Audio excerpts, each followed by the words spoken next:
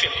पण मी तुम्हाला सांगतो, नाही नाही द्या ना शेवटी, असं नाही द्या शेवटी, पण मी तुम्हाला सांगतो, आपण जर बघितलं तर याच्यामध्ये हा जो काही 0 FIR आहे हा घेण्याचा अधिकारच कर्नाटकला नाही. It is illegal. याचं कारण 0 FIR च्या संदर्भातला नियम असा आहे की ज्यावेळी विक्टीम FIR करण्याच्या परिस्थितीत नसेल त्यावेळेस विक्टीमला 0 FIR करता येतो. जिथे FIR करायचा ज्यांचं ज्युरिस्डिक्शन आहे त्या ज्युरिस्डिक्शन मध्ये जर विक्टीम पोहोचू शकत नसेल तर 0 FIR होतो आणि तो 0 FIR अजित पवारांच्या अपघाताला आज पूर्ण 3 महिने झाले. म्हणजे त्यांचा अपघात 28 जानेवारीला झाला आणि आज तारीख आहे 28 मार्च. अजूनपर्यंत त्यांनी 0 FIR सुद्धा दर्ज करून घेतलं नाही महाराष्ट्रामध्ये.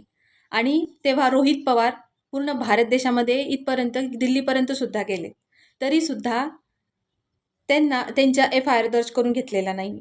म्हणजे लक्षात येतं की आपलं महाराष्ट्र सरकार एक डिप्टी CMला सुद्धा न्याय भेटणं किती मुश्किल आहे. आणि आता रोहित पवार कर्नाटकला जाऊन 0 FIR दर्ज करतायत, तरी सुद्धा आपल्या महाराष्ट्राच्या मुख्यमंत्र्यांना त्याची अडचण होते. आता विक्टम कुठून आणायचं? विक्टम तर पंचतत्वांमध्ये विलीन झालेला आहे. म्हणजे एका CMला, डिप्टी CMला न्याय भेटणं किती मुश्किल आहे, तर आपल्यासारख्या साधारण माणसाला न्याय कसं भेटेल आणि काय भेटेल हेच कळत नाही.